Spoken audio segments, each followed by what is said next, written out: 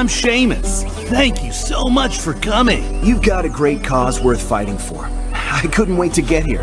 That said, I expected, well, more people? So far, there's only the two of us. But we're highly motivated. Well, it's a start. Some people I knew already were dear friends of mine, like Little Gray Cells and Just My Stupid Opinion.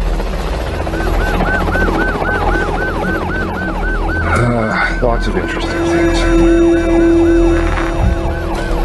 This is absolutely abominable, and the RCMP are really in the shit here, and they know it.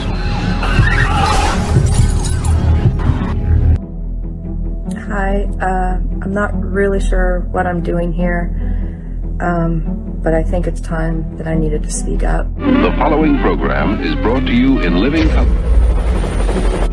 Something you watch on TV, horror movie, you shut it off, you go to bed. We can't shut this off. Every time we close our eyes, the horror movie turns on. So I know for myself, when I close my eyes to go try to go to bed, I picture my parents being shot. I'm trying to piece together a story that seems so unbelievable. Let's have a look at this. I'm going to pause it periodically, and I'm going to try and not lose my shit because I was really angry. Really angry. I'm getting really pissed now. I'll preface this by saying I'm strongly urging all of the victims in this, the victims' families,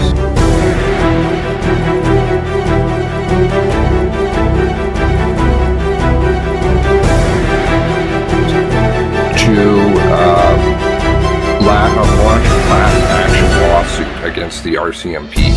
And I would just love to have the RCMP under discovery.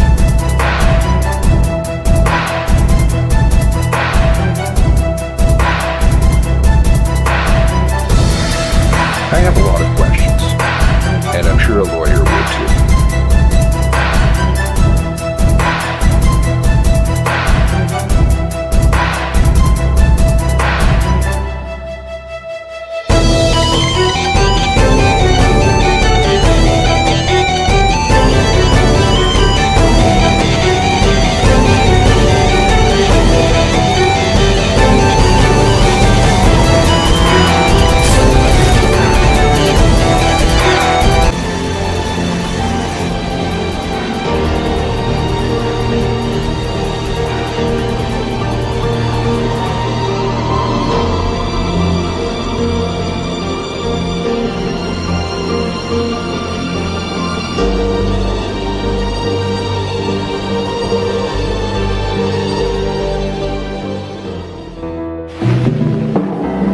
Canadian Mounted Police and their stories. Stories of their courage. Stories of their lives filled with hazard, romance, and adventure. The RCMP story this week, Gunslinger. Oh my goodness, how many windows do I have open? Okay, good evening. How's everybody doing tonight? Tonight. Oh, maybe I'm getting back into Nova Scotia time. Am I getting back into Nova Scotia time?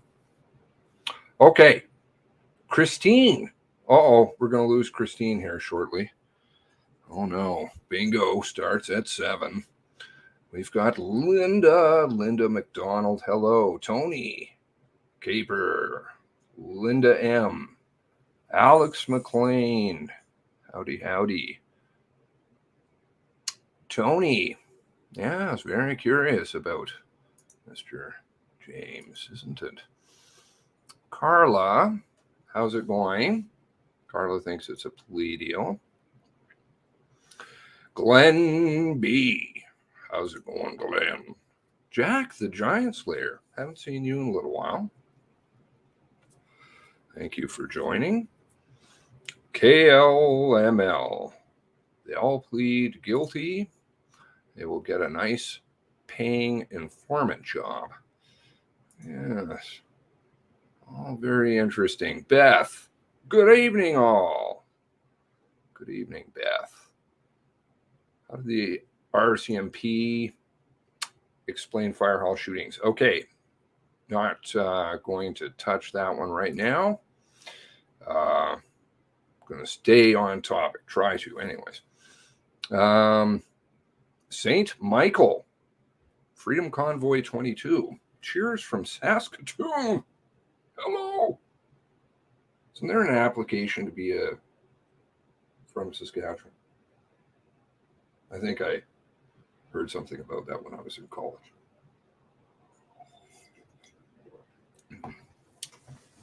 People from Saskatchewan have such a great sense of humor. The Red Surge. Yes. You've got Sharon. Hello, Sharon. How are you doing? Oh no. I hit S twice. Oops. Well, now there's 29 of you. So there was 23 when I was typing. I think it changed because I'm such a slow typer. Anybody else a slow typer? I'm very slow typing. Linda M. Howdy. Susie. We've got Blue Nose. Every day we get a video is a good day. I found $10. Put on my jeans. I guess I washed this. Oh, and it's, I don't know, they've got all these different $10, eh? I found $10. That's always a good day, isn't it? 243 Pugwash. Rebecca Jones. Hello. Political foolishness. Oh dear. Grace is us. Hello. How are you? If they do give him jail time, they'll put him in a cell with Jimmy Melville. Okay, I don't know about any of that stuff. Bruce Renwick. Hello. Shamus. You know, Shamus is a old school name for a detective. That's what they called detectives in the old days. Shamus. Shamus. Doesn't matter. Always gets mispronounced, misspelled. Doesn't matter. Glad you could join us, Bruce. My chat says 8. Oh, boy. That's not so great. Got 41 now. That's nice. Yep, long nails get in the way sometimes. My nails have gotten shorter. I'm not even going to touch that one. Love and respect from Scarborough. Point Fire. Hello. How's the puppy? She may come in. She's always a scaredy cat. I don't know why. Until she wants to jump on my head. Always nice to find money in the laundry. Yes. And this funny money, which all of it is, has no problem. It's clean money. That's true. Very true. Clean money. Who's getting thrown under the bus today? I don't like throwing people under the bus. I really don't. Okay. Scarborough grew up. Bush baby. What is your take on the truckers? Okay. Well, I have lots of things to say on all that, but probably for another day. Every once in a while, I slip things in. All right. So I'm very supportive of people and their right to choose whatever they want. I think. Oh, here she is. Are you gonna come in? Hello. Can you hear that? She's sitting here with her paws stretched out, wagging her tail. Come here. Come. No, now she's going to run away. Cheryl. Hello, Cheryl. Okay, just an interesting thing to note.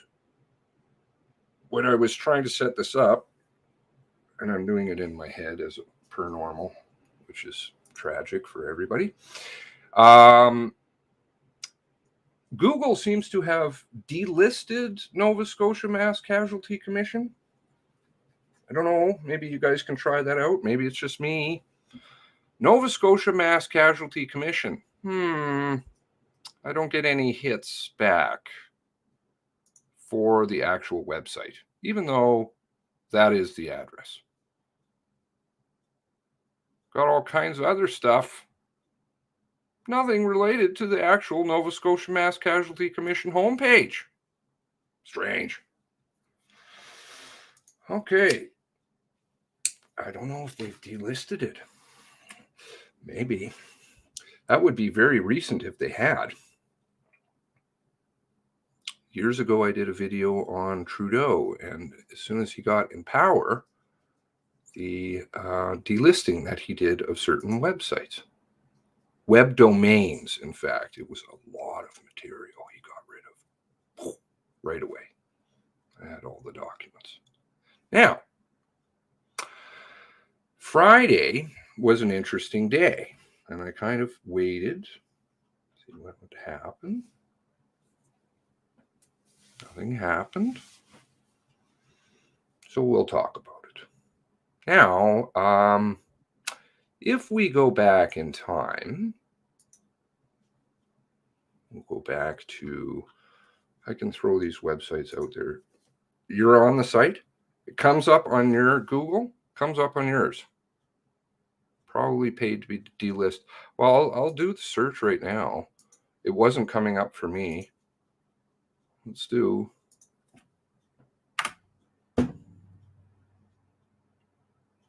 No. Refresh. Nope. Strange. Maybe they don't like me. Maybe the cookies. The cookies. Looking at my IP address. So if we go back to press release. Glad other people can find it.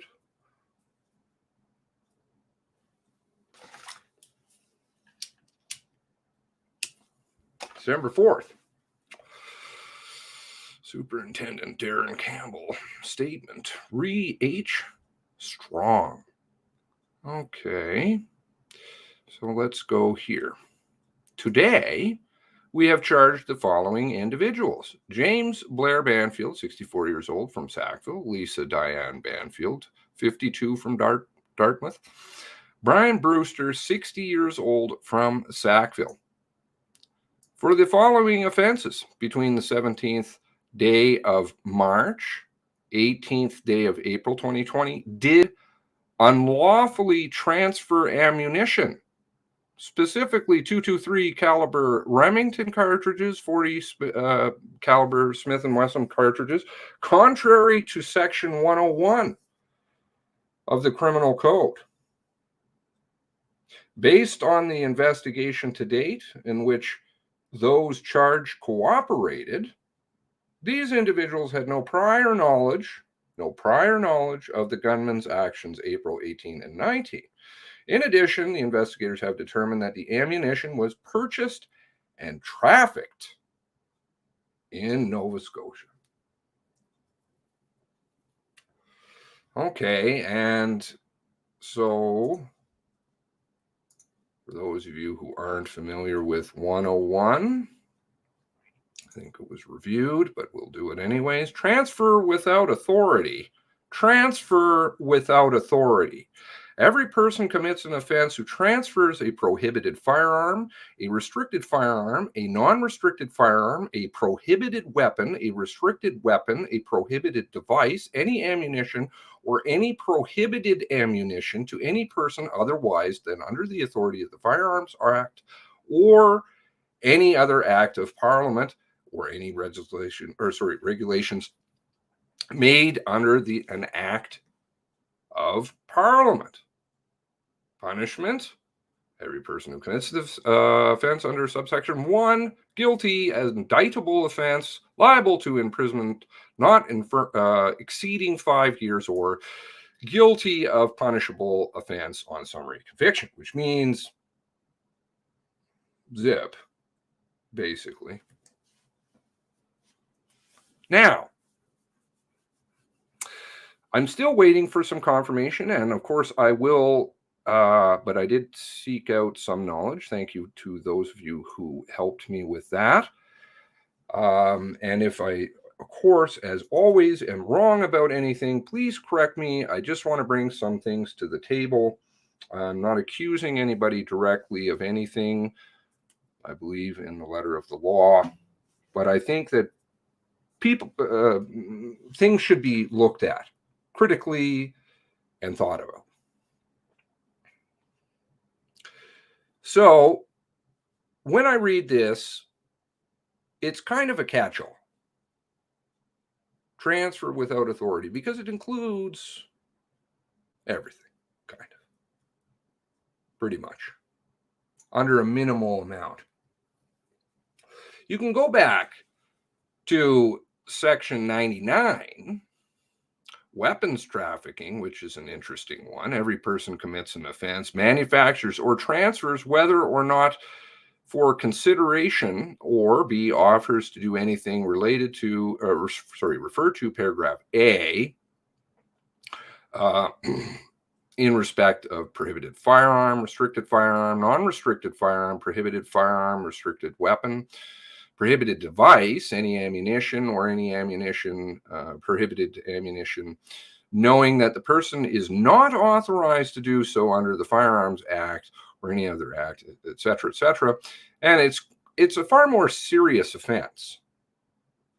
If you're talking ammunition, that would be a guilty indictable offense, not liable to a term exceeding 10 years. Minimum punishment is 1 year.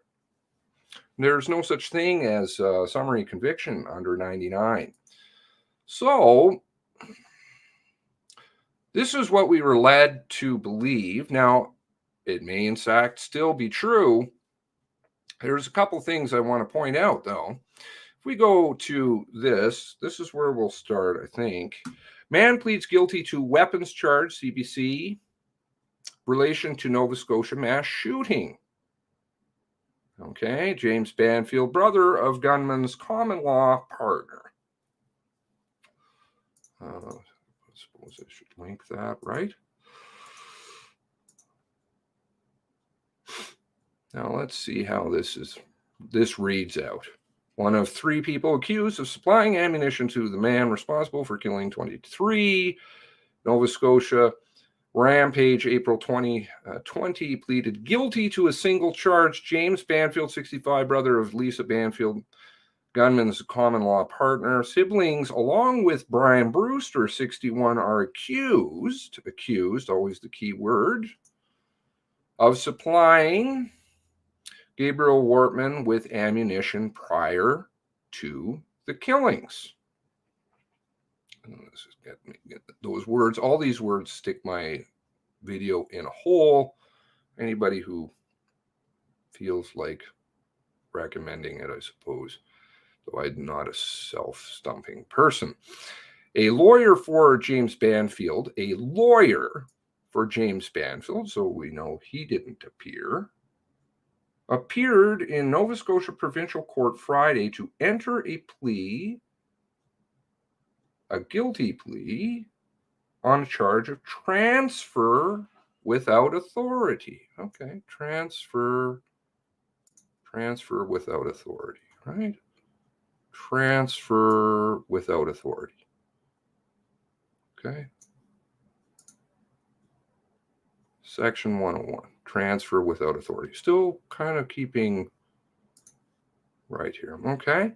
Banfield's Friday court appearance was not scheduled. This is, to me, important. I see things, though I am just a layperson. I think many people now know who my family is, know that I have a great deal of law in my blood. So when it's not scheduled, that falls kind of into what I believe is called an emergency hearing. We're in COVID right now. And anybody who reads through court cases or has to deal with stuff in court, very interesting how all this works. And it's extraordinarily difficult. Let's just put it that way. In fact, his case was supposed to be heard in a 3-day trial set for next week. That would be this week. So this caught my attention right away. Why would one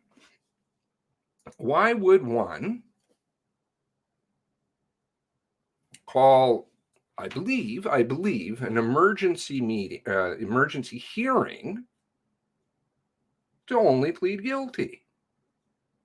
It's very strange. He could just come to court on his court date, the 3 days that were set aside for him, change his plea. Your Honor, I plead guilty. And then that would be that. So it got me thinking. I don't know this for a fact, so, again, correct me if I'm wrong. But he has 3 days set aside. Would they not make him stipulate to the facts? Admit his part, whatever that be, in the events of leading up to April 18 and 19, 2020, during those 3 days, if he attended court on that day. Would the judge have just sentenced him because the time had already allotted aside? Right? So then we would have facts on record, public facts on record, which then could be used in the trial of Lisa. Could also be potentially, though I don't know if it falls within the scope of the mandate of the Mass Casualty Commission, because I'm not sure if events that transpire, after the 19th are included. I have some questions about that one. So we have 2 places that evidence then could be introduced.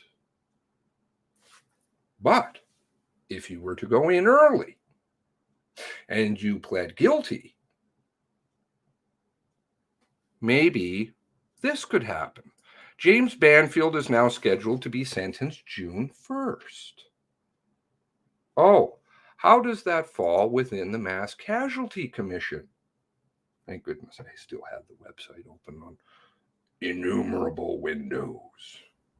June 1st. Oh, empty. July. Empty. August. Empty.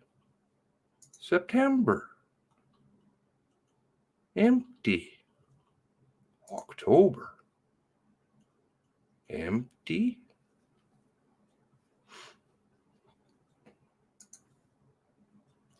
November. So there would be no time to talk about that because the last hearing date is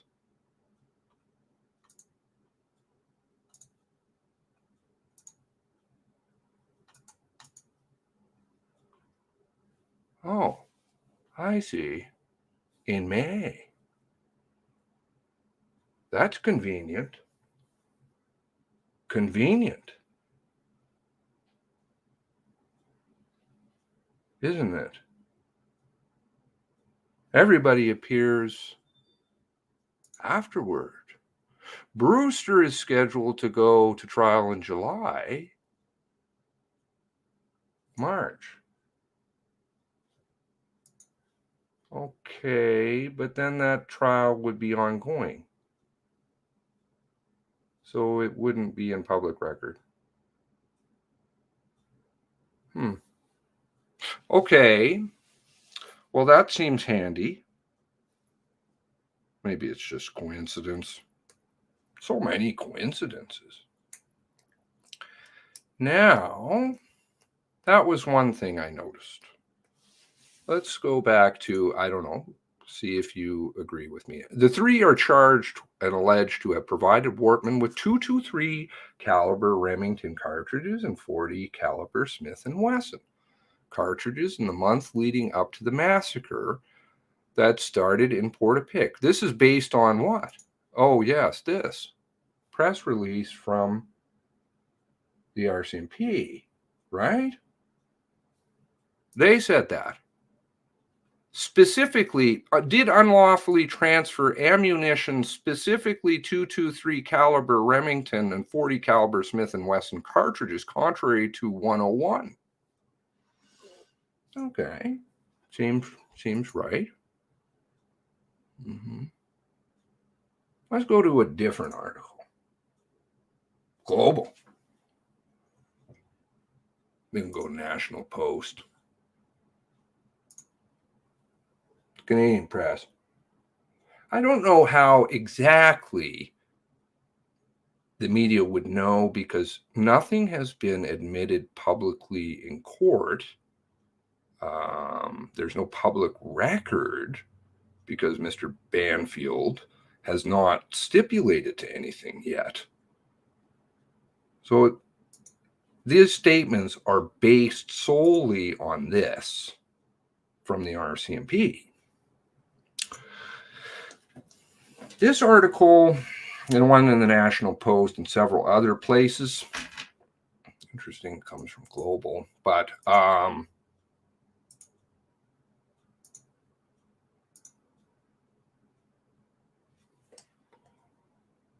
it's a little more interesting. Maybe there's some typos in it, and like I said, maybe I just don't understand, but let's have a read. Man pleads guilty to ammunition-related charges. Remember, this is a bit of a catch-all, right? You got prohibited firearms, restricted firearms, non-restricted firearms, prohibited weapons, restricted weapons, prohibited device, any ammunition, or any prohibited ammunition. So that's pretty much, I read it, could be wrong, help me, but I read that as pretty much anything, right? But if we go by this statement, it's ammunition, 223 caliber and 40 caliber. Okay. One of the three accused in supplying ammunition to the gunman, killed 23 in Nova Scotia, has pleaded guilty to a single charge. Again, this was a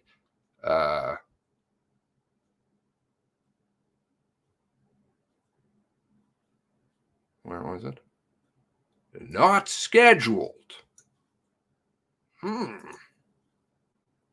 Because he had to get it done really speedy. Gunman to the Chris Hansen. So we actually have a person's name here. That means Chris Hansen came out, or spokeswoman. She came out and made a statement in some capacity. Email, spoken, not sure. For the Nova Scotia Prosecution Services said the lawyer for James Banfield entered a plea in Halifax Provincial Court today on a charge of what? Transporting without authority. Under a section of the Criminal Code dealing with a prohibited ammunition. So two things stand out there to me. Two things. Hi, Tara. Hope you had a good time.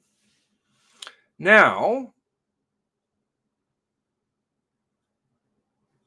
again, please correct me if I'm wrong, but two things stand out here. Transporting without authority and prohibited ammunition.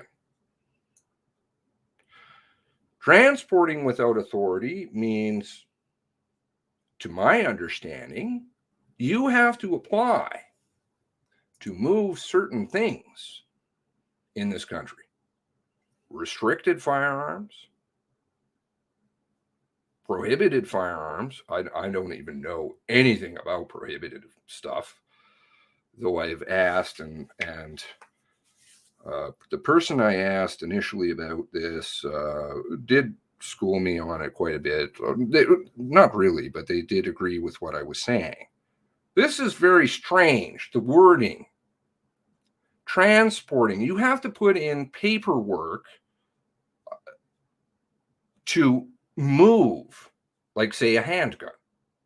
You cannot take the handgun, just, put it in the back of the pickup truck like you would if it were, obviously abiding by the firearms code. But you can't just put it in there and, go off to, I don't know, your buddy's place, or go down to the ranch or whatever and go and fire it off. There's only specific places you can take weapons like that, restricted weapons and prohibited weapons devices. You have to put in an application with the chief firearms officer, and they have to approve it. And you can only be going to certain locations, i.e., say, in the case of a handgun, in the locked case, ammunition aside, fully unloaded, you can only go from point A to point B, which is the firing range, an approved firing range, and you can only return home if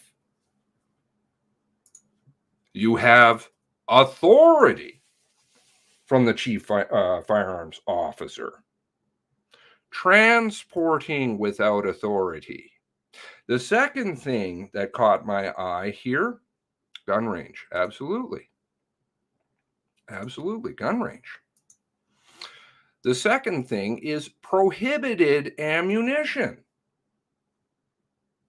Now, I'm familiar with certain items that are prohibited, and those are pretty hardcore things. That would be rockets, grenades. Have we had some issues with that one before? Grenades, flechettes. Those are shrapnel bullets, exploding bullets, irradiated with depleted uranium ammunition, armor-piercing ammunition, very hardcore stuff. So I don't know if this is a typo or a couple of typos, but I find it a little bit more credible than the CBC's article, because we actually have a person's name, and they're stating something, two things here very specific. Prohibited ammunition, in order to have prohibited things, just like a restricted anything, in order to have prohibited, though, you have to have a prohibited license. This is really tough to get, a prohibited license. Now, he wasn't charged with possession of prohibited ammunition. He was only charged with transporting. So he, by my reading of this paragraph, again, correct me if I'm wrong, he can transport it, thereby meaning he has what? Prohibited license. Very interesting. Unless there's a typo. Unless there's a typo or I'm misunderstanding it, which is possible. Prohibited yes, devices. Prohibited devices. That would include things like extended clips. That's a good point. Yeah. But he didn't get charged with possession. Because in order to transport it, you would have to possess it. He only got charged with transporting it without authority, meaning he could have authority. He just didn't get it. Am I making sense? That's my reading of it, which is problematic. Problematic. How much of this story are we really understanding? Is it just kind of, well, there's just these minor things? It's just like when you read closely on the statement here, transferring ammunition, if we were even just to go with transferring ammunition, 223, by the way, and 40 caliber, neither of those are prohibited. If you have a gun license, you can go and purchase it.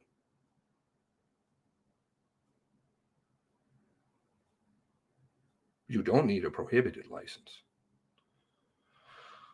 So I'm not quite understanding, and because we haven't got we won't find anything out potentially until June 1st, and that may be subject to sealed. How to get authority? How does he have authority? He would phone the chief firearms officer. That's my understanding. I am going by memory somewhat too. That's the way it works. So very strange the way this has been done.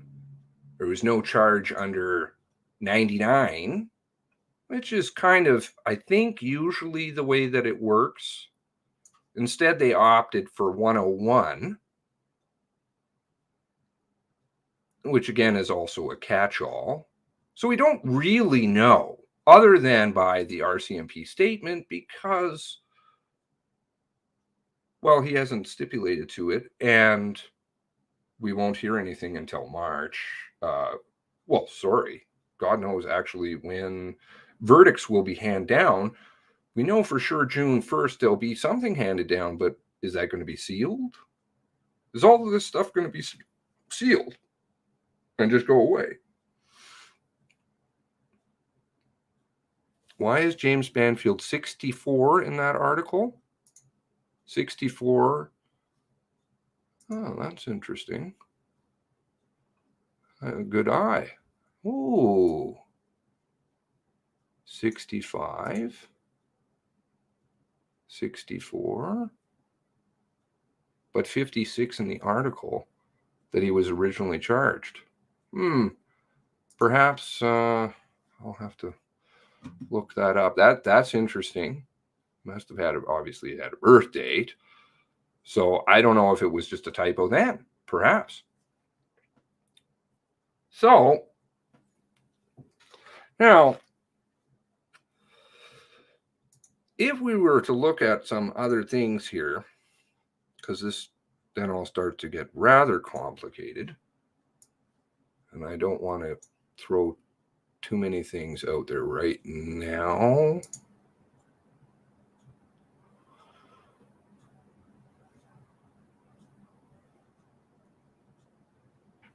See, here's the authorization stuff. Give me one moment, sorry.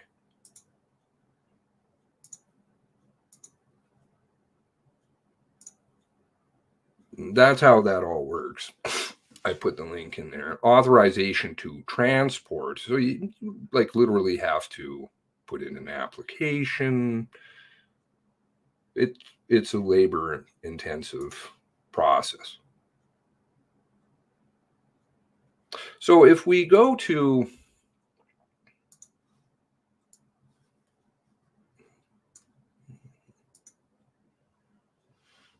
what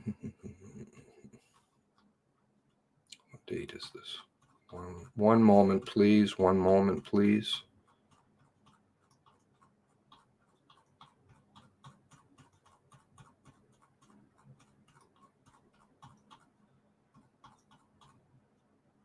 The 14th of May. 14th of May. Okay. Here we have Debbie Bowes signing off on a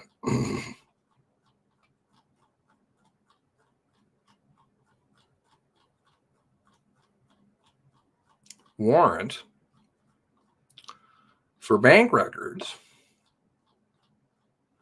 applying to Mr. James Banfield.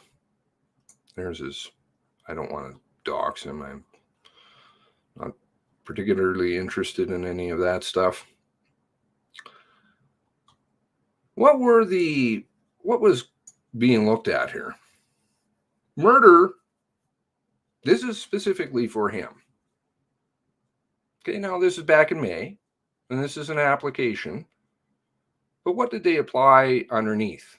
Murder contrary to Section 235, attempt to commit murder contrary to Section 239, weapons trafficking contrary to Section 99, unauthorized importation of firearms contrary to Section 104, conspiracy to commit murder contrary to 465, conspiracy to import firearms 465(1)(c). Now, they're looking at some fairly heavy-duty things to apply for bank records for somebody for ammunition. This is now 1 month essentially into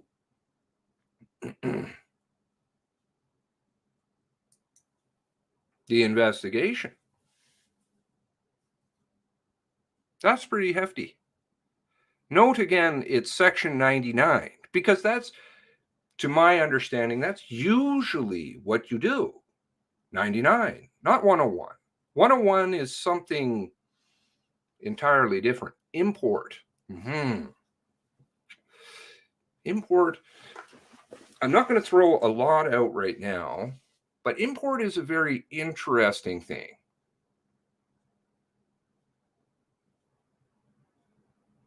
Maybe I should. When going through the ITOs and the search warrants, to which, how much do they number?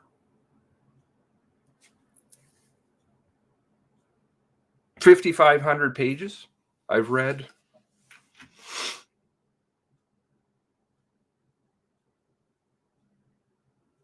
There is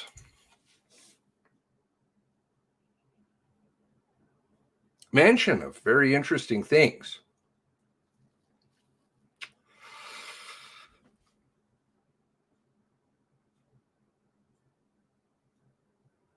And there's also some things noticeably absent.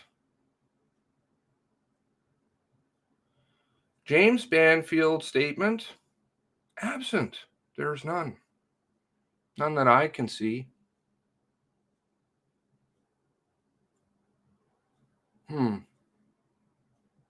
He's named in places. There is one portion on June 30th. There was a interview done with somebody. That somebody seems very interesting. And whoever that is, they want to keep it a big secret. Let's see if I can find it. Because their stuff is all black. Oh boy. This is going to take me a while. I can't remember which one it's in.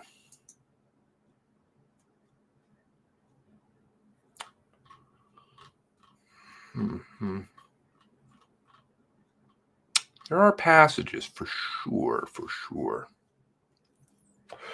that are still fully blank. But that one interview on the 30th with Vardy, the lie detector, the polygraph expert, he comes in June 30th. All gone.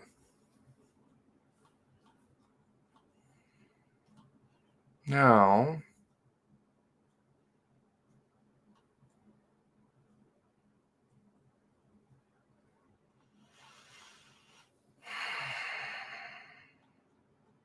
let's go to Lisa's statement.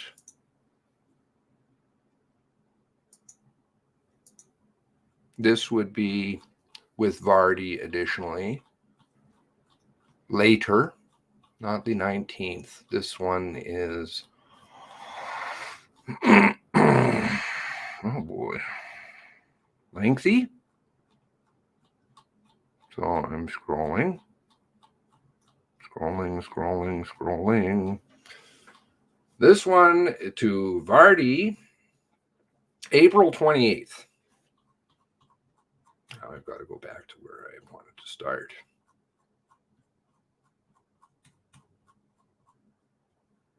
Sitting down with Vardy.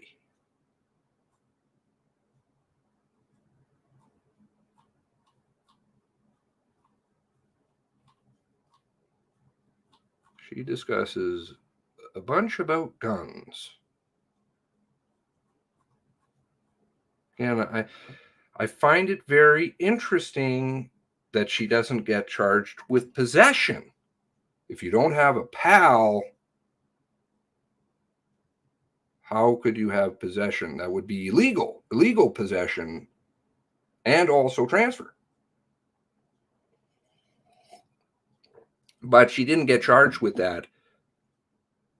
Rightly or wrongly, I deduce that maybe she has a valid personal acquisition license, i.e. a firearms license. Crawling over guns. Now, as the interview, the summary, again, this is just a summary, wears on,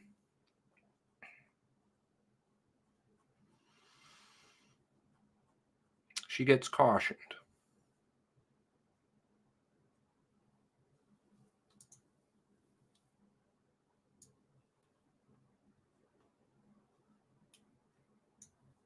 To offenses with respect to firearms.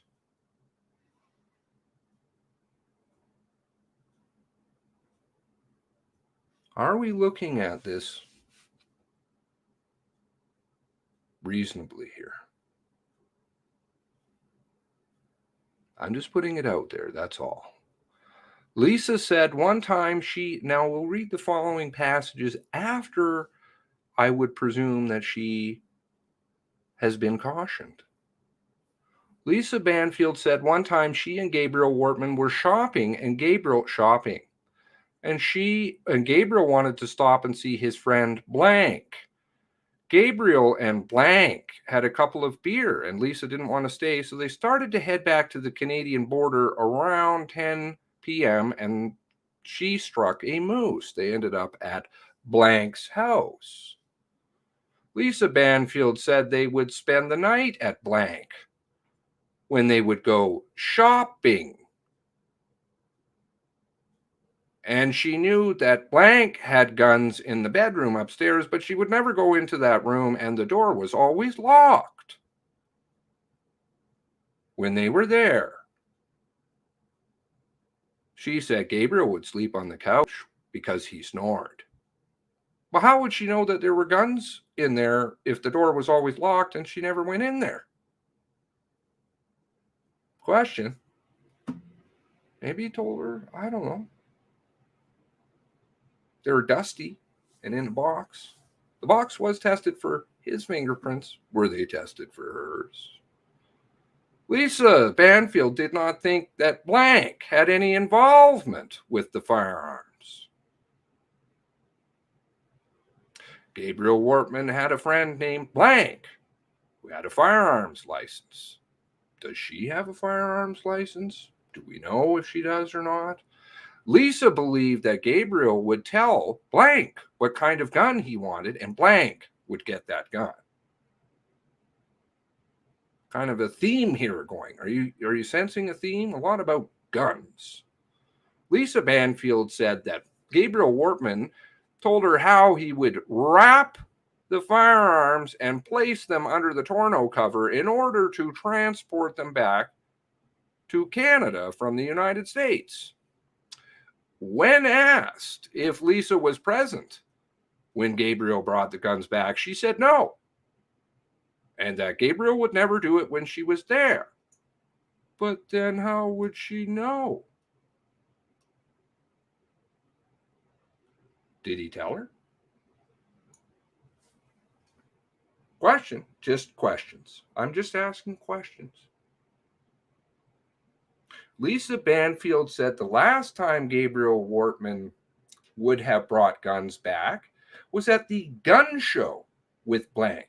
She said that she was with them at the gun show, but Gabriel went back to Houlton, Maine to get the gun. The gun. It's a very specific gun. Lisa Banfield said that if Gabriel Wortman had a post office box in the United States, she didn't know about it. Gabriel Wortman brought lots of motorcycles back from the United States. So we're talking about a lot of guns, now we're into motorcycles. Lisa Banfield thinks that she met blank once, that he smoked a lot, he had glasses, was in his 60s. Blank. Lisa Banfield said Gabriel and blank talked a lot about guns. She's certainly they're talking to her a lot about guns.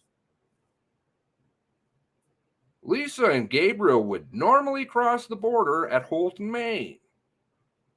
When asked if Gabriel ever stole guns from blank, Lisa Banfield said she was not aware of it, and if he did, blank would know about it. That is interesting wording. Seems like the same person. So he knew that they were stolen? Lisa Banfield said, kind of defeats the purpose, doesn't it? Lisa Banfield said the handguns showed up around the same time and Gabriel would keep them on his nightstand in the bedroom. Both guns had red lasers. I can't email these documents. Sorry, I can't. I don't have permission. I will share them. I'm not trying to keep people out of the loop. It's just I have to also protect myself legally on this. Lisa Banfield said, Lisa Banfield wasn't aware of any explosives that Gabriel may have had. Again, this is 10 days into the investigation. They've been to all the crime scenes, and they're mentioning explosives. Explosives.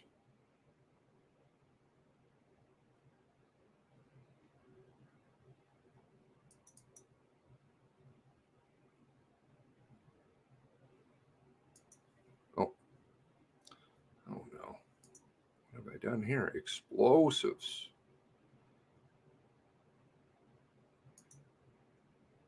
Is this not working for me?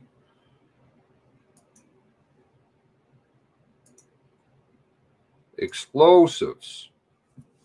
Prohibited ammunition? Maybe? Just maybe. Just putting it out there. Weapons trafficking. Okay. So, where were we here? Lisa wasn't aware of any explosives. She knows a lot about guns. Guns going on. Lisa Banfield said that one day she was by the garbage and Gabriel showed her the gun that had showed her a gun that had 32 rounds. Now, I've tried to ascertain what this gun could be. Maybe one of you know what holds 32 rounds. That's a interesting number. And I've asked around, I can't seem to figure out what that possibly would be, but if you know, please let me know. She said that Gabriel would show guns to people, but didn't know if Peter had any guns. Again, you have to try and get a feel for what are the questions that are being asked. But there's a real theme going on. Vardy cautions her about guns and then starts down a path. There are some questions about guns previously, some statements that she's making about guns. They're not necessarily, I would say, questions, because we only see a summary of what her response may be, not the direct quotations. This is a summary of a summary, basically.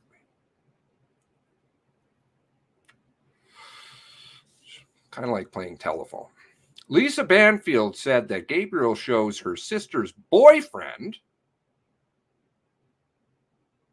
Who could that be? I don't know. Is that Mr. Brewster? I don't know. A gun at the warehouse, and he also showed her brother James, the handgun. When asked, now this I find very interesting. Remember the theme, the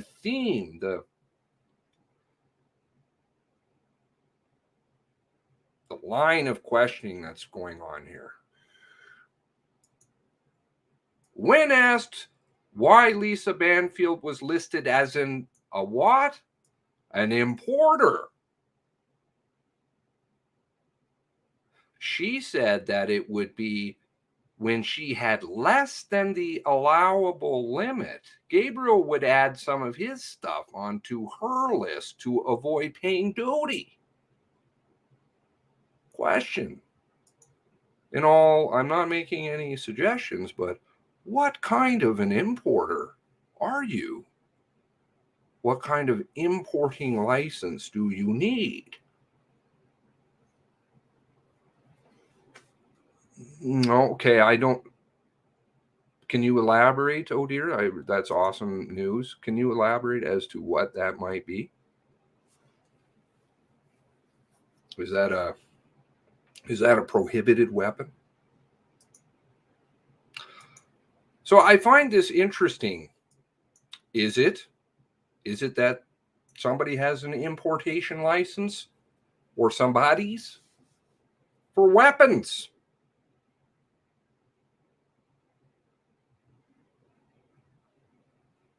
Because if you're just buying goods across the border, do you need a special importing license?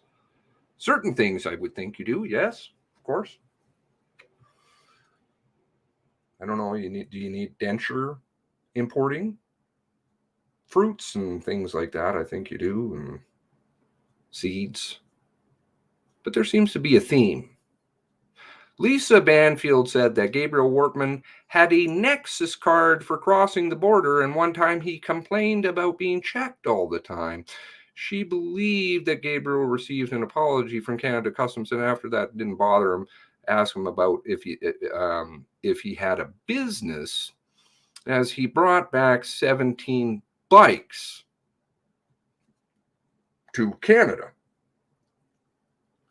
You would say yes. Okay.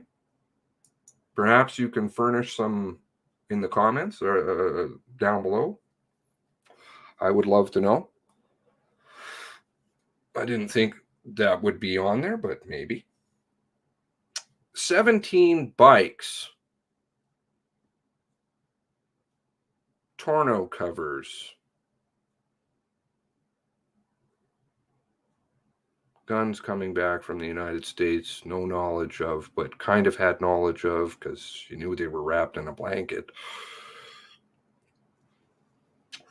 Didn't know about a gun that was in a locked room that she'd never been in, but she knew it was there. Maybe somebody told her. Maybe somebody told her about all this stuff.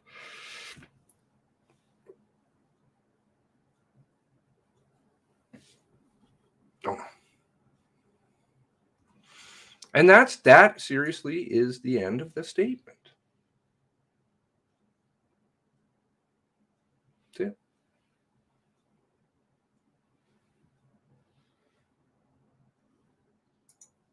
James doesn't have a statement in here. That's kind of strange. You'd think that they would go to him. What's this then? Does this have any relevance on the Pointer car?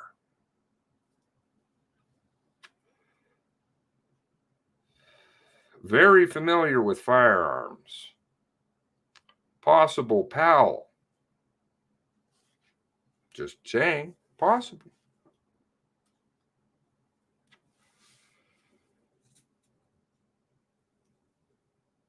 We heard about him. Did we hear everything about that? Wow,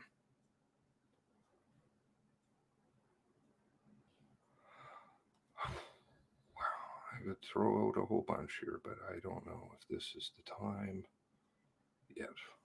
Everything's got to be done with time, in due time. Okay. Now, we can throw this one in there too.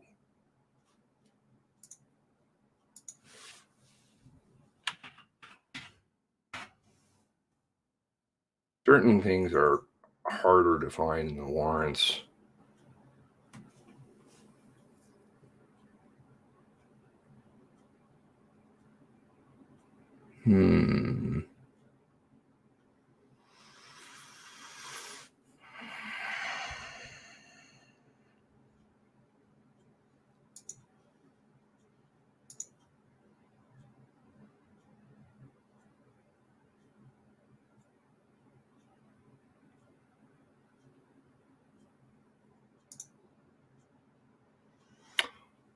Okay. Now, this one takes a little bit to think about. Again, I just want to see what your thoughts are.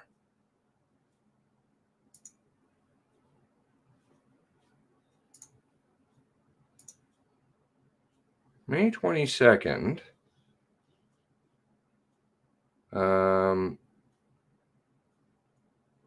97.3, 16.2. Sorry, 97, 16.1.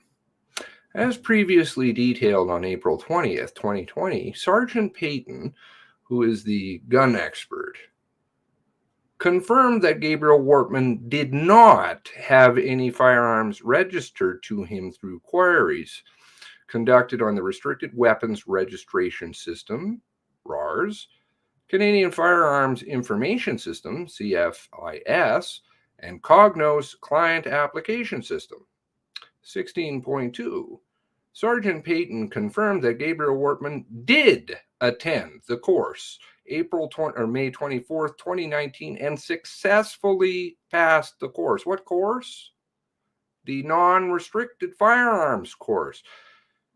Blank said that Gabriel Wortman and went to a bunch of gun shows, that he would have seen Gabriel Wortman several times a year, but it was very casual. Question. Why would you legally apply for a gun license? Why would you apply for a legal gun license?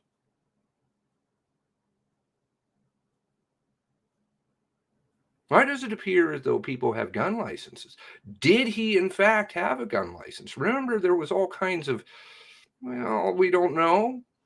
That's a year. He could have had a firearms course by this point, or sorry, a firearms license by this time. It's possible. I find it strange, though. If you're a criminal, doing criminal things, and he's applying for a non-restricted one, but he definitely took the class.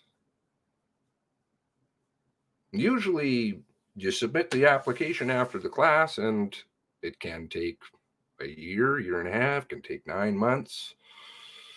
So did he have a gun license or did he not have a gun license? Did Lisa have a gun license? If so, what kind of gun license did she have? For how long did she have it? If she did have one, is she crawling over guns? Putting yourself in that position. Putting yourself in that position. If you have a gun license and you're crawling over all kinds of guns and you're in, life is in jeopardy, is it plausible that you may pick up one of these guns? She knew about all the hiding spaces. In fact, all of the family seems to know about the hiding spaces of guns. Seems like a mass email may have gone out at one point in time. Or there's a lot of knowledge. I don't know why you'd want to tell everybody, listen, I just had $705,000 delivered to me or whatever, right? Why would you say that to everybody? That kind of puts a mark on you. Maybe somebody might want to come and steal from you.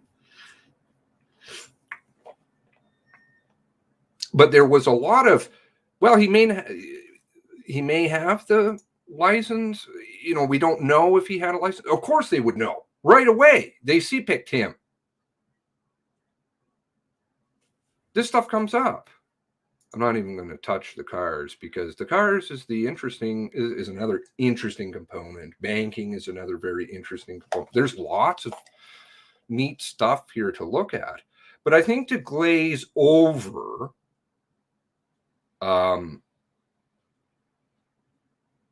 what transpired on Friday, the timing of it all, the lack of transparency of exactly what charge did he plead guilty to, doesn't say.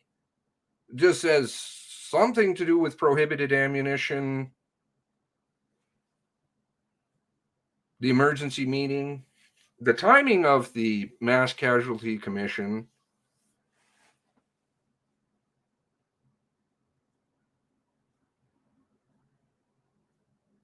Now, everybody is innocent until proven guilty. It's pretty clear that they were looking elsewhere, which again, I need to stress that. That is, to me, when I read through things, I see two things going on and going through all the facts and the videos over the past almost 2 years now. It seems very apparent to me that some RCMP certainly were doing their job and doing some investigating and doing it well. Possibly, just putting it out there, possibly that may have been altered at some point in time. Maybe it was not to certain people's benefit to keep investigating this. Why? If the man is dead, what difference does it make? Why all of this secrecy around Lisa and her family? Why all of these funny things? If she had a gun license, what type? Did James have a gun license? It appears maybe. Both of them. In fact, Mr. Brewster also looks like he has a gun license. What type? How do you, if in fact this is prohibited, because it didn't get charged with possession, why do they have prohibited license? Is an importer license referring to firearms?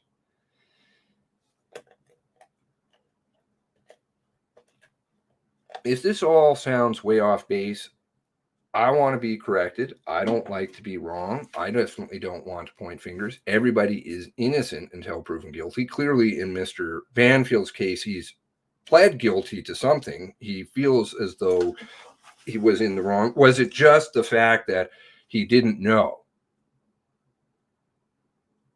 He just didn't know what's going on. Somehow I'm having issue with that. If it's prohibited ammunition, I suspect it has nothing to do with 223 nor 40 caliber. We're talking about something serious and hardcore.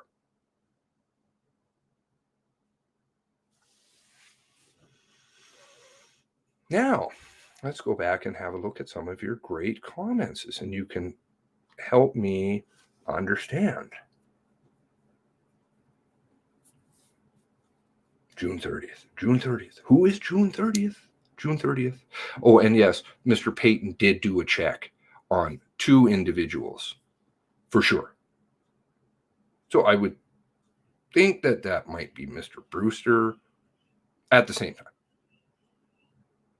And there is a timeline to follow of the investigation. Again, I would say full credit due where it should be. There were clearly some RCMP who were doing investigation. If they wanted to cover this up right at the beginning, they would have been able to. But I think some people really did their job. I just don't know as that continued. Maybe it did. Maybe it did. Maybe, we don't know the end of the story yet. But I would say, why is the Mass Casualty Commission behaving in such a fashion? And, we as the public, for the supposed public ad hoc stuff, I've never called it an inquiry, never will. I've always been stuck back. I tend to stay stuck at things until they reasonably make sense. Back at the beginning of this, right at the beginning, go through the videos. I was stuck with, how could you be out in the woods for hours without a coat? I believe it was Adrian who floated that within a day or so. As soon as, within a day of the facts coming out, which would be the 28th, somewhere's in that neighborhood. And of course, it makes sense. You can't be, but then subsequent warrants came along and somehow introduced a blue puffy coat. Very. Motorbike chop shop in Wentworth area, I was told, buddy, had cokehead there too. Importing bikes would put up red flag with customs. Bikes are interesting places. Bike and bike parts are interesting places to put things. And obviously, if let's just hypothetically say, hypothetically, no pointing fingers. One were to have an importation license to sell firearms, perhaps a prohibited one, which, why would you have that? Who are you selling to? I don't think most gun shop owners have that. It's a very small list of people, I believe. Hypothetically, if one were to be trafficking weapons illegally, but be able to purchase them legally, you definitely wouldn't want to know that they kind of fell off the turnip truck. Do you know what I'm saying? You might just kind of bring some extras in. You wouldn't have to account for them.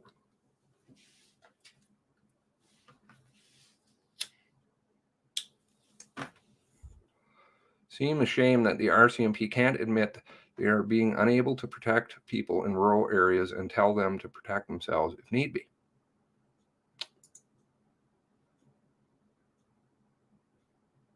I think most all officers start off, I don't think, I know, a great majority of officers start off with the best of intentions. But this is a machine, and it grinds people up. And they know that. And it's very, very brainwashing. Gabriel was trying to get his license. Why?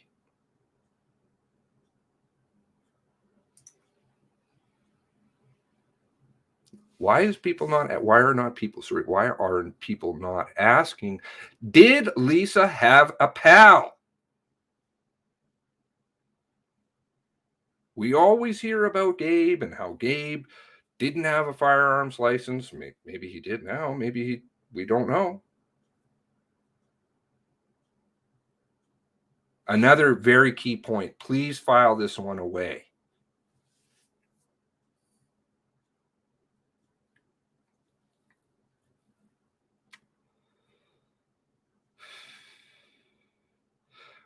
The 107 email. Those emails are very important. I can tell by the fallout that comes because it's kind of radar. Things start happening. Lots of things. That's when you know you're getting closer to something. Things started happening when I talked about the emails. Maybe it might have just been the fact I came back, but it wasn't that I was gone. It's quiet watching. But the emails, I think, they don't like.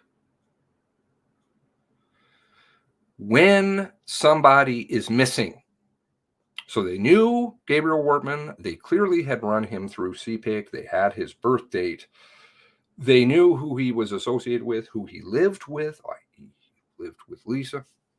She was, unquote, unaccounted for.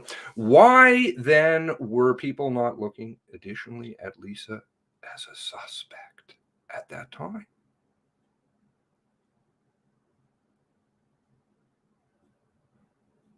If you don't know, and one is missing, and the other half is clearly, supposedly on this murderous rampage, would you not look at the other half as potentially a suspect, potentially being involved in something? Or could you just immediately rule them out without talking to anybody? Talking to them. She got ruled out right away. Pointer vehicle, pointer vehicle, pointer vehicle, her car, she's driving it. Not her car, not her car. Berkshire Broman. Berkshire Broman. Oh, yes. Berkshire Broman. Well, we'll throw that piece in there. Might as well.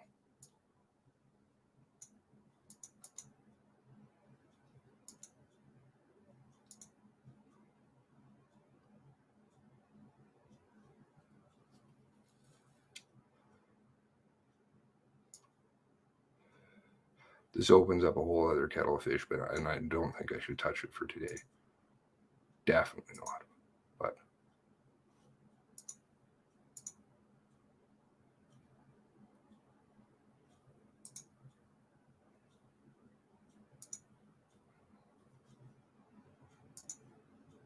just to get people to think about this for a little bit. An account for Berkshire Broman was opened January 11th, 2011, registered as a used car dealer. This is from Lisa's statement. They had two holding companies, but she didn't understand any of that side of the business and said they were Northumberland Investments. I believe this is a typo. And Berkshire.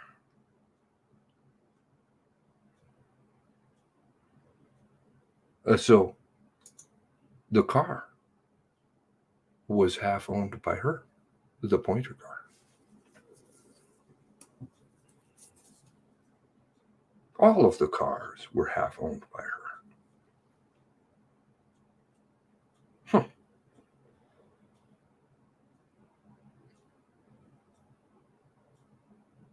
The money is a really tough one.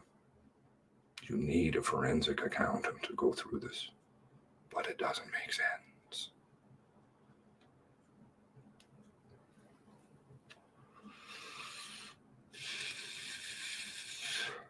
Dead men don't talk. Yes. The Dunphy inquiry, which was an inquiry by the legal sense of the term, to the best of my knowledge. Very interesting what the justice said. I played that quote many times. What he said. And he said, dead men tell no tales. With a glint in his eye. Spooky. Spooky.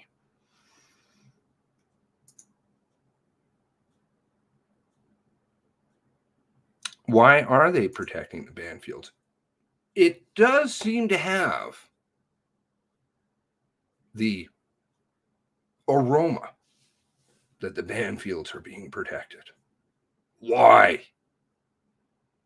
Would you not want to go after the people? But perhaps we are misunderstanding things. Maybe we haven't looked quite in the right direction. Maybe we're not really understanding who certain players are. Maybe I'm just totally wrong. Good evening, Lynn. Hello.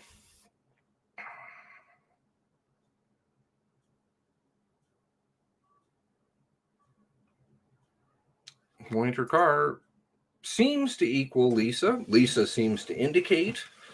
One other person also refers to her car, this car. It's not titled in her name, but Berkshire Broman's titled in her name, at least according to the statement. Then that would mean the car is titled in her name. The banking accounts, yeah, I'm not going to touch any of that right now. They were looking for that car. They knew about that car. Pointer. Observations. Innocent till proven guilty, legal standard. Not an assessment of probability or possibilities. I absolutely believe innocent till proven guilty. We do have one individual now who has pled guilty to stuff, maybe. She knew he was bringing guns into the country, did not report it as a crime. She admitted, but no charges laid for that. Yes. Excellent.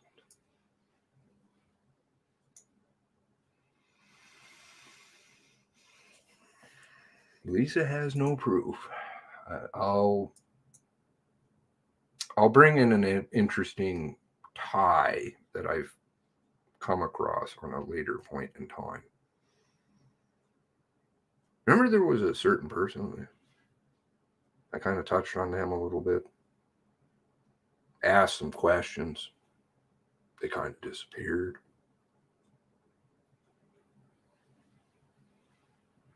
Maybe I found out some things about them. Maybe. Keep digging for the truth. We're all digging for the truth. I'm not saying that they are or are not. I cannot say. I'm just giving you things that I find maybe I'm misinterpreting them. You can't, until somebody has been proven guilty, say that. Are they going to be looked at in that light? I don't know. They certainly were.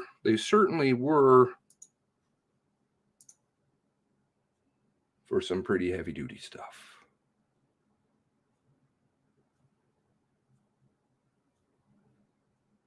And this doesn't have to do with transferring ammunition. Again, they're going to seek warrants and kind of probably put a bunch of charges because they like to, throw a whole bunch at somebody. But clearly they had an inkling, a very strong inkling. Otherwise you wouldn't seek a warrant under that, I don't think.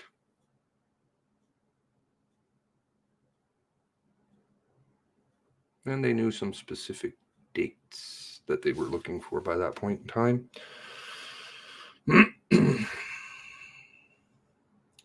I like when some videos flow. This video seems to flow a little bit better, and hopefully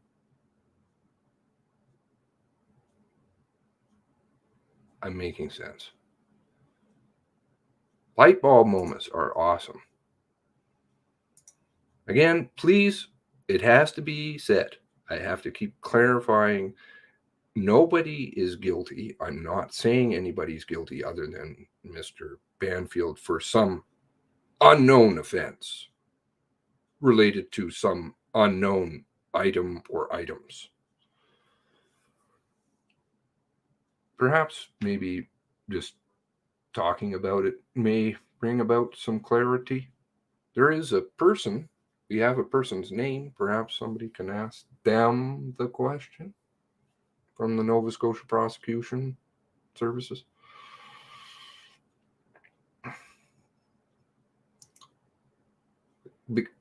I agree. That's kind of where my mindset is political. You can speculate on all kinds of things, and I'll assure you with 100% certainty, and I don't generally use 100% on anything, but I can guarantee you, because I've experienced it, the disinformation campaign that has been floated from the very beginning on all of this, lots of people floating disinformation to try to muddy the waters, get off into questions about, and I'm not pointing fingers, so don't take it personal. Those that are guilty of that will know. Will know. Perhaps that may all come to light one day too, which would be unfortunate. But there was a lot of disinformation floated about so that you can get lost in the minutia. Trust me. I'm only experiencing, I'm sure, I have no idea what the families are privy to or aren't, because that's, what was it I said? Perpetual clauses. That 3 weeks later seemed to get a few balls rolling.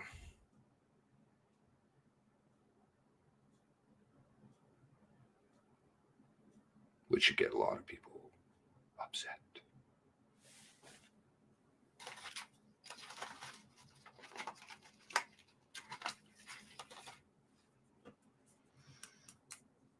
But I can assure you on my end, which is limited, 5,500 pages of just documents and warrants, is a lot of stuff, and that's probably nothing in comparison to what all the Mass Casualty Commission is going through their chain. Why do you need so many lawyers? A lot of lawyers. How many lawyers are involved? How many on behalf of the government? There's another point. I always touch on so many things in a video, but remember that when you delay a hearing, you delay the hearing and you have a definitive end date and you have a definitive interim date. What does that mean? Does that mean that you reschedule the month of cancellation? Or do you just cut out certain pieces and just say, oops, we don't have time for that. Sorry about that. Every time you trim it down. Because to me, logically, what it would be if you're seeking the truth, because actually, even though, yes, families have been waiting for truth, it should be done thoroughly, not in a rushed fashion. Just tack it on the end. Make more time available. Why is it that you need to do hearings perpetual?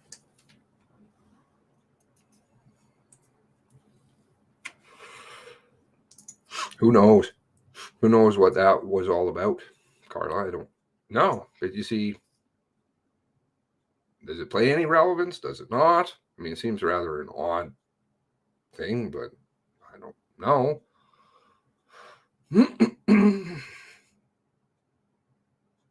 I see a name in there that's familiar. A couple.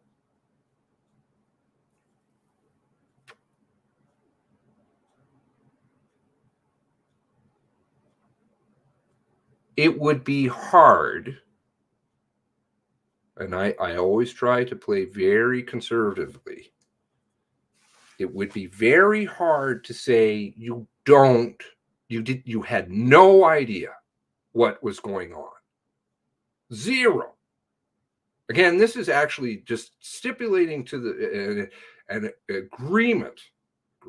Agreed statement of facts means everybody agrees. All the lawyers. Anyway, that's a separate issue. But it would be very hard to say. You don't know.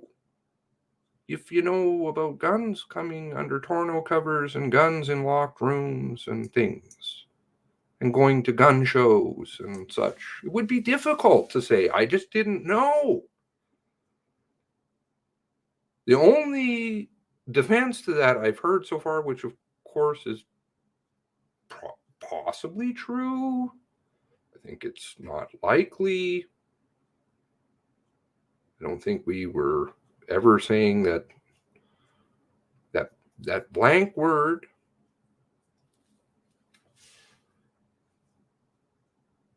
minor injuries, beaten viciously, was it how it was phrased?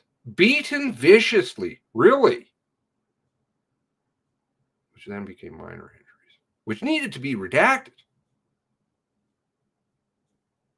I remember when I first saw the warrant and I saw that, and I'm like, what? One of the first warrants. I'm like, what? What kind of word could it be? I remember go back to the video and I went through it. And I'm like, no.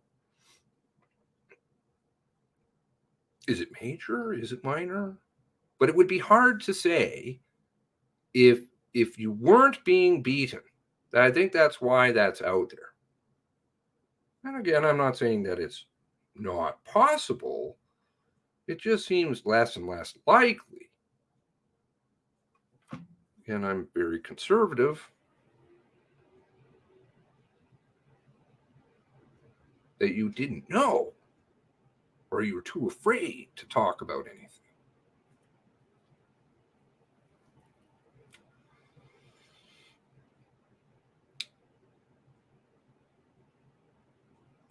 Who is allowed to get prohibited gun license? I think once upon a time they were easier to get. They're basically non-existent now.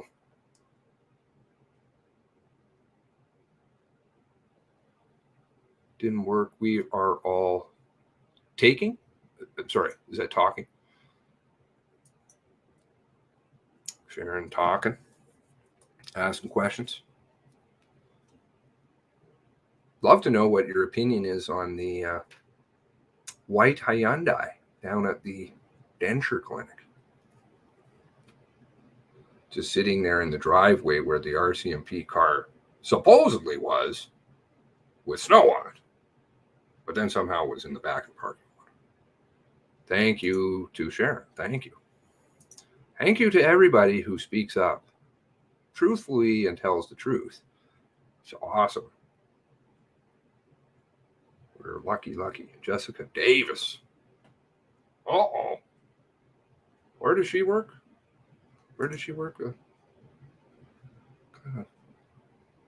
She works in CSIS. Oh, no. Then she's working in Fintrack. Not really CSIS. She appears in different stories. Now she's private contractor. I was a private contractor.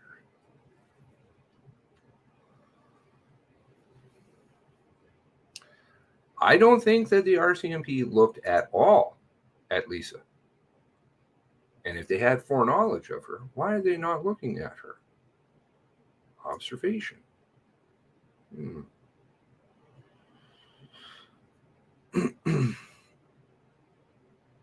I don't know where Lisa was.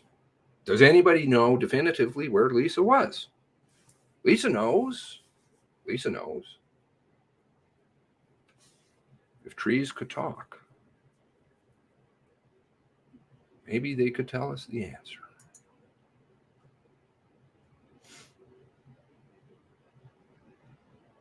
Okay, I'm sure I'm very far back in messages, and I had a long ways to go, and I didn't get even there. So, I gotta get glasses. Well, they had Lisa Sunday morning while Sunday all started up again, so Lisa couldn't have been involved in charges. When, again, these things have not really come to light. Supposedly it was 6:30 some odd, right?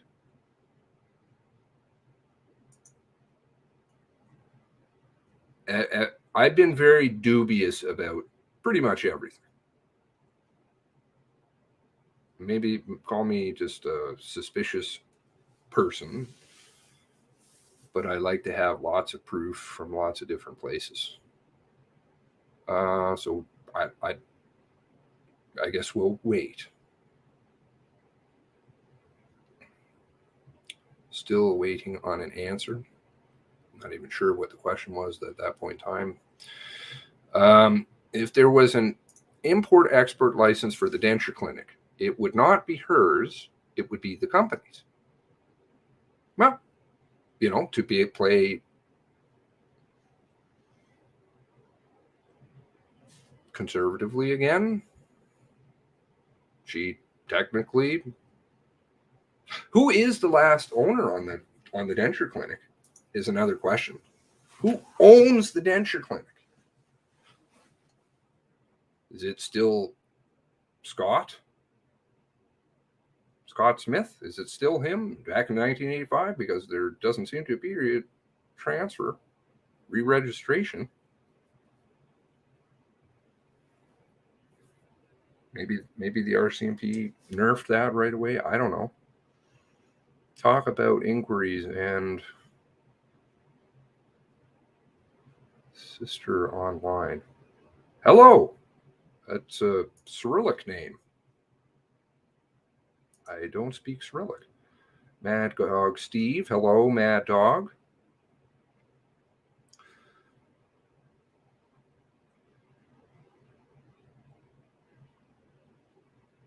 Again, I need the records. I haven't seen the records that actually identify him by name, and I haven't seen his name pop up in any of the ITOs. But the name is definitely out there. Did Wortman stay at Hunter Road long enough to see Lisa appear and establish her alibi? Again,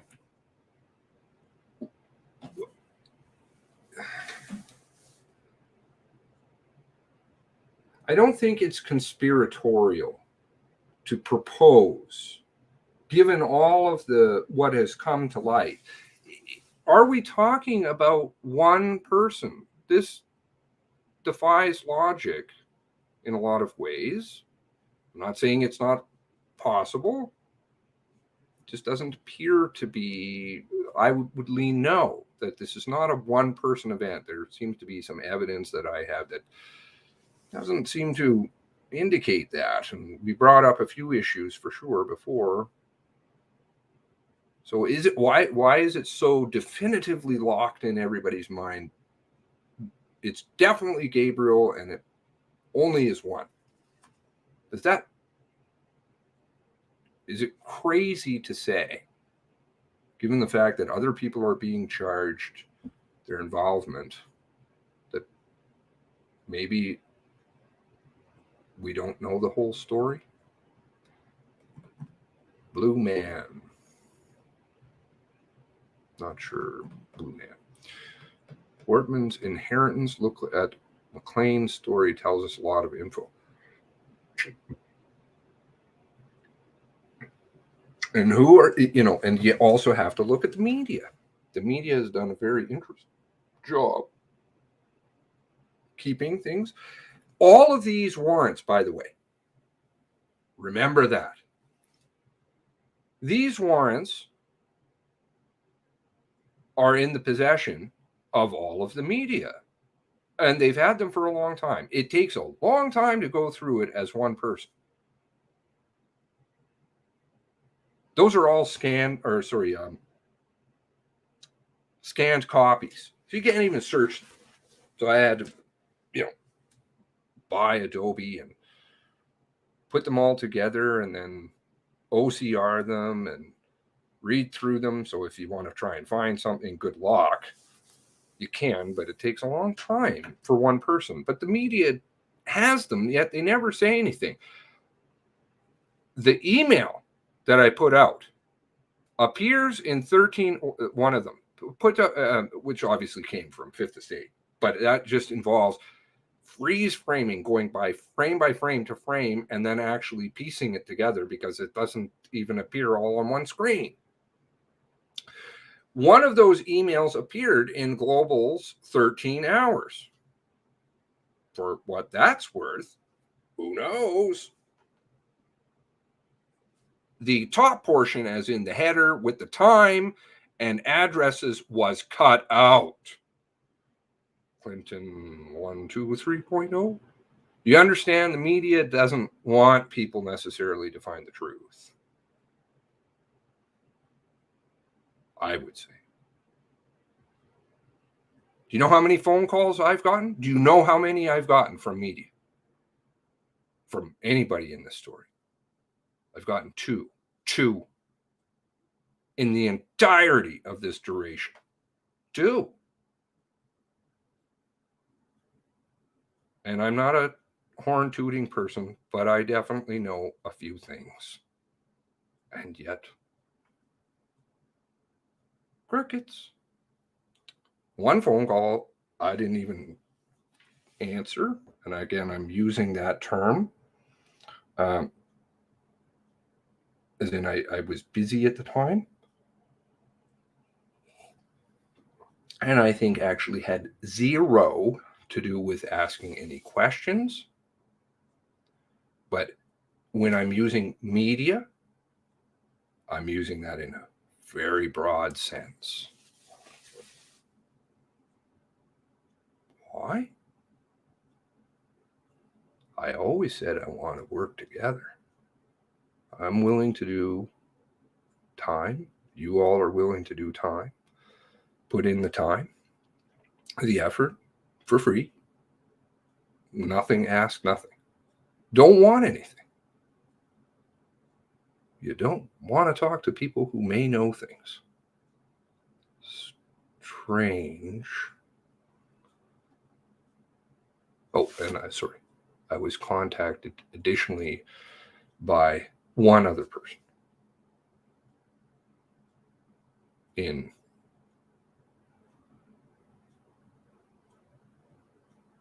was it Facebook, Twitter, something. Thank you, Political. I appreciate what you said, but of course I'm not going to highlight that comment. People do what they want to do. If you like what you like, then you do, and if you don't, then you don't. Hopefully we can get some more eyes. That would be great one day.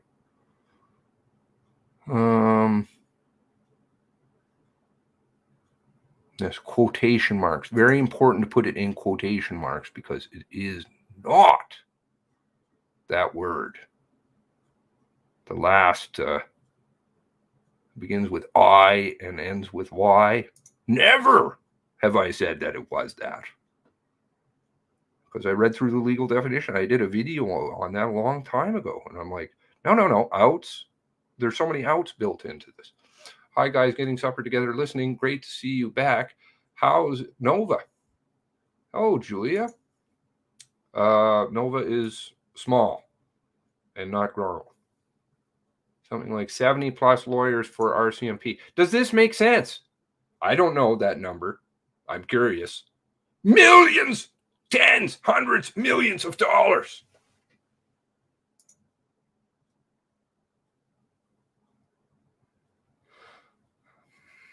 Does anyone remember the interview with Frank Wortman's father? He said the Mounties took him and his wife into protective custody because they thought Wortman might be going after them.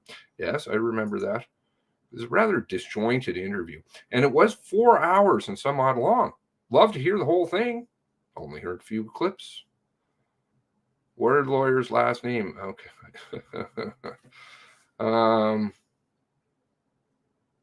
We don't want this to be another JFK or 9/11. It 100% is. But at least it's real time.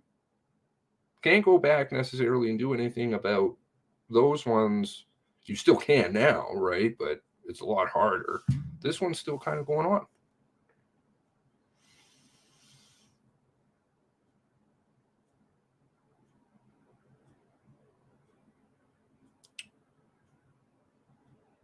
The Mounties showing up. Are you referring to Moncton?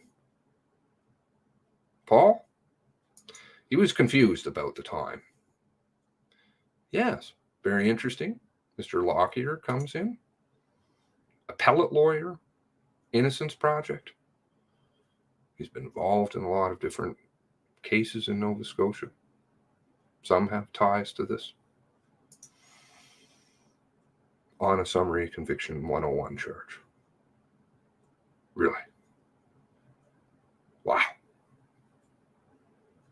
Somebody's got bankroll.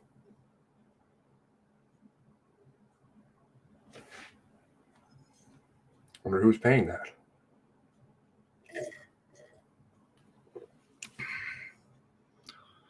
People are looking, Tara. Don't lose faith. You know that. Come on. I know how hard you work. One day your story will be told. 5 a.m. Yeah. Yes. This is Paul. It was something like that. 5:30. I could go back. I think I have the clip. 1 like. Okay. Great. Well, one person likes it. That's awesome. I think the numbers. You don't believe the numbers. I don't. I know that they're very upset with me, and have been for a long time, and somebody inside said that, oh, no, all of your stuff is getting played with. They just want people to feel like nobody's paying attention to you or nobody likes you. Okay, boo! I'm going to have a cry. Anyone else find the video fuzzy? Uh-oh, that's no so good.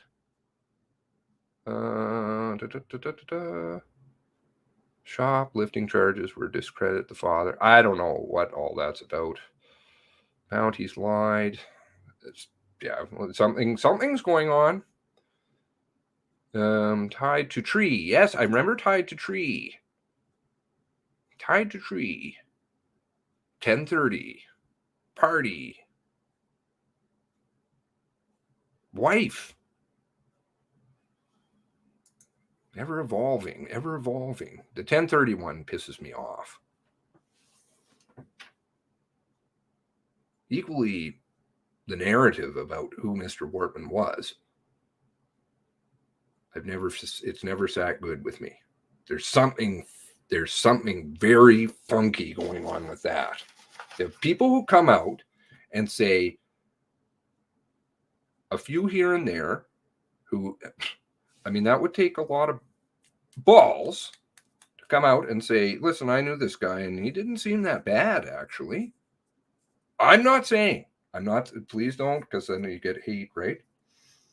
I'm not saying anything. I'm just saying it's interesting. And then go back into, decades ago. or somebody who just disappears. One would think that you have a lot of friends. You got a fucking big bar. Who are you entertaining? Sure, there's lots of people who know him personally very well. Where are they? Seems to be always the cookie cutter.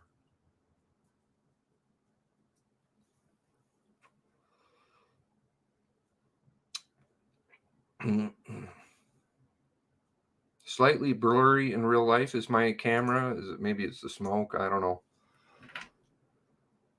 One day maybe I'll invest in a camera. Seems to work. Not a problem. I don't need a lot.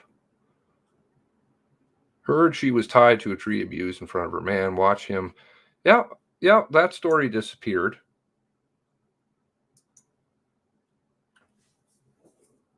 Could be rumor, could be who knows. Lisa was not hiding in a tree root. That defies all logic, and everybody knows that. Everybody, a lot of this stuff is just logic puzzles. Logic. Well, I got to speed along here, probably. I remember a picture of a car being towed away on a flatbed from the denture clinic, but it cannot be found. Find it now. Does anyone have it? Oh dear, is a treasure trove of archiving. I don't remember seeing that photo. Wow. I would love to see that. So many things have been disappeared. And you call that tinfoily? No.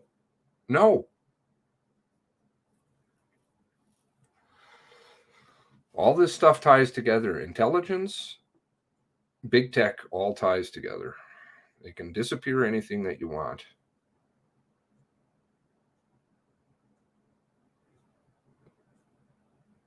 So this popped into my head. So technically, if you hypothetically you had gun licenses, let's just hypothetically say Lisa had a gun license. Gun licenses, perhaps prohibited gun licenses, perhaps. It was all very, very speculative, but the car has never made sense. I'm still looking.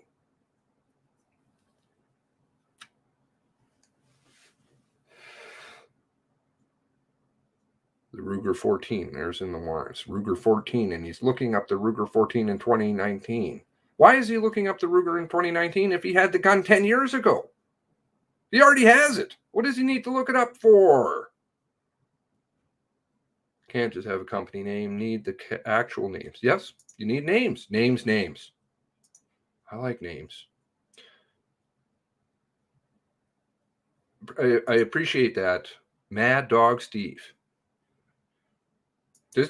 I got good friends.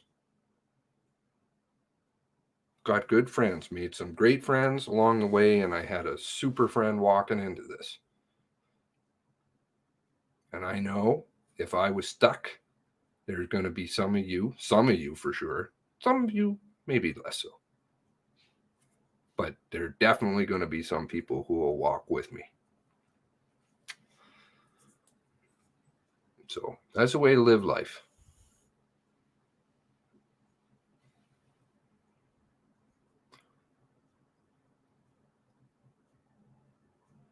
Lots of people who have stories. And I would say June 4th, by the way. June 4th, remember how, I'll just throw that out there for now. June 4th, they all battened down the hatches. That was it. No more. Things started moving.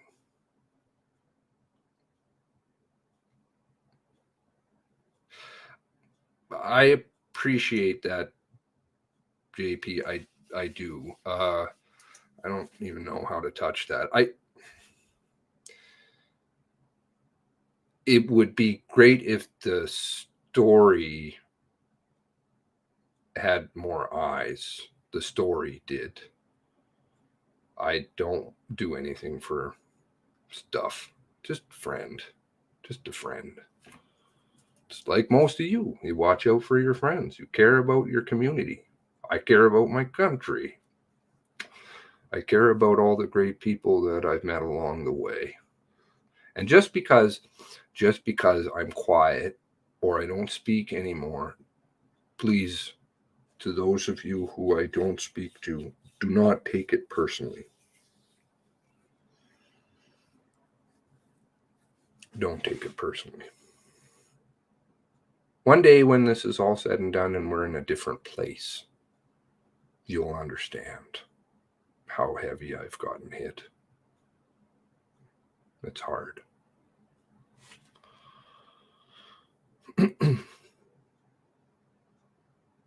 Not that I want sympathy, because I don't. There's enough sadness in this world around.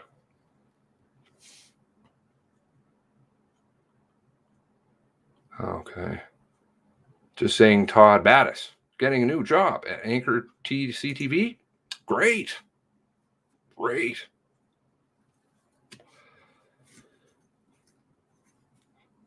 Todd. Kind of quiet, Todd. Oh, I knew him. I went to school with him.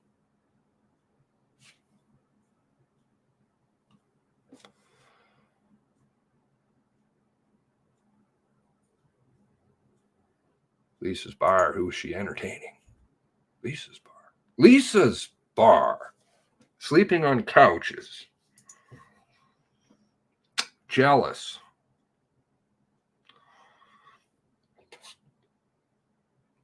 What is that? What are these emojis? I don't understand. Looks like a Santa hat or something. A red surge. I don't know what that means. Operator error. I get that all the time. You want to form a club? I'll be the president of that. NS. I can teach people how to have operator errors, I think. I know. Media Scrubbers working hard. Absolutely. It was a white car on the back of a... Was it the Hyundai? The Hyundai in the driveway, which... That totally violates everything that they say, even now. Buy the rights to search words and block them. Well, all you have to do is go to Google, delist, and you can go one step higher, which not anybody really talks about. They want to delist you, like literally delist you. You will be disappeared off the net with every search engine. Only fact, if there's proof.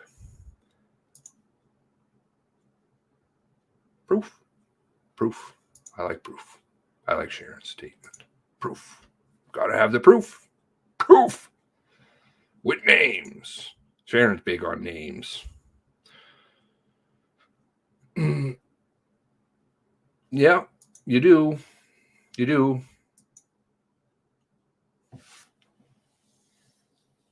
Do find out who your friends are.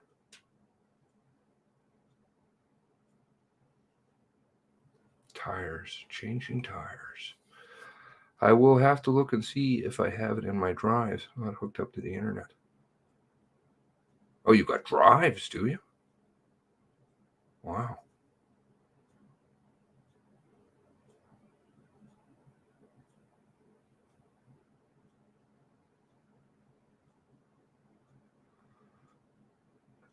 If Wortman went through Depot in Regina, there would be records. Well, there could be. That's provided he went through Again, this is all very speculative. If he did go through depot, the RCMP absolutely has a way of cleaning things up. If you rely upon things like RCMP graves, that's not necessary. That's done by the Veterans Association, so it's not 100%. Quarterlies, there could be a copy of him in the quarterlies. You'd have to have access of the indexing numbers to find him if he was in there. But if he was working for a different organization or somebody else was working for a different organization, not likely that you're ever going to find them.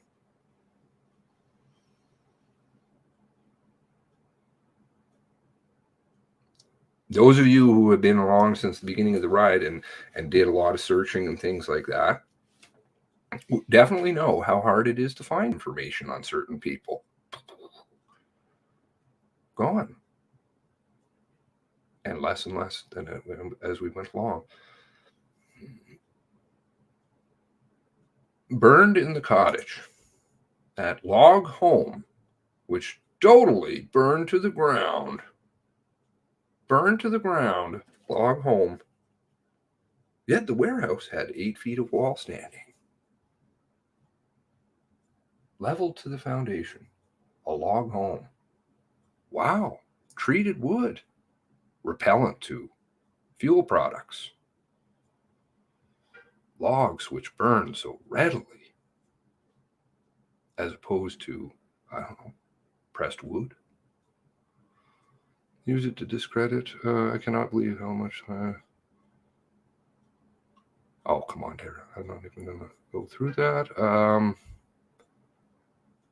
You know how much time you spend on it, so we don't even need to go there. And at some point, Tara needs recognition. She absolutely 100% does. It just has to be awful to sit in this purgatory and they leave her there on purpose. All that's going to come out what happened at the beginning one day, and it's got to be done right. Lisa disappeared off the internet. Piggy Palace, Epstein, passport, like you suggested.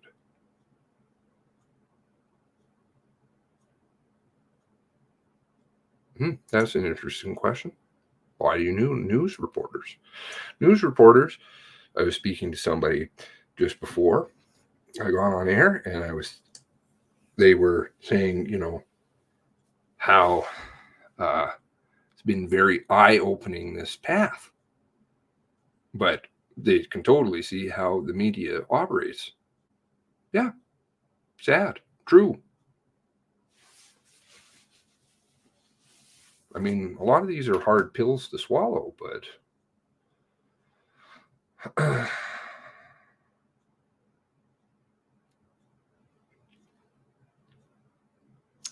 you can never stop digging. Just dig. Truth has to win out in the end. Money launderers? I don't know. When laws came out, cops were raiding homes for old people who never bothered. Old guy died, raided his home, 22 shell he had in dish. There's a lot of interesting, funny cases around. There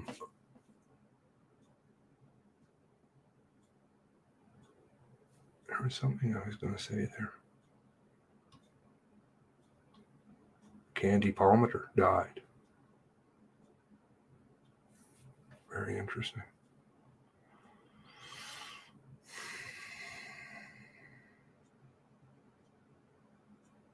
Yes. So remember, there were 2 things that happened post this, 2. One, there was, of course, a call for guns right away. Now, would that happen anyways in an ideal, perfect world? Yes, people are upset. Does it have any play on this? Possible. Project Wide Awake? Absolutely.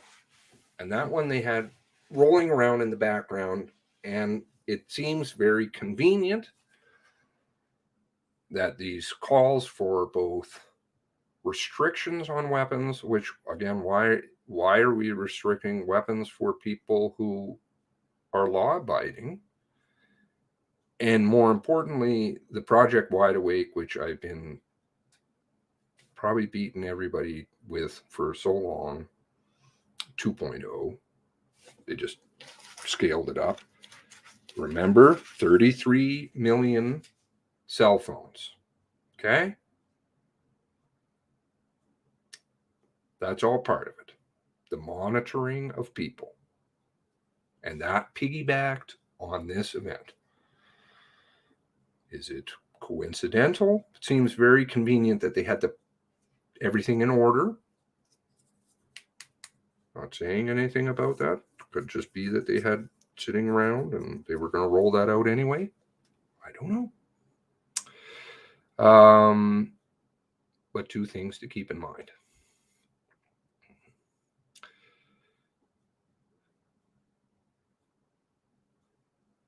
Okay, so there we go. 2 hours, not a 4-hour stream. Hopefully brought some different things to the table. I don't think passing over James' involvement. Now, he clearly had some involvement. I'm not saying exactly what. We don't know, but he did plead guilty. He did it in an emergency meeting. It all times out very interesting for the commission and for Lisa's trial. And what is it? This just typos? Transporting without authority and prohibited ammunition. Your comments below, always appreciated. Thank you ever so much for joining me, as always. And gosh, I'm really lucky to have good people. I say thank you when I pray at night, amongst praying for all of us and all of you and Tara and all the families. So God bless you all. God bless the 23.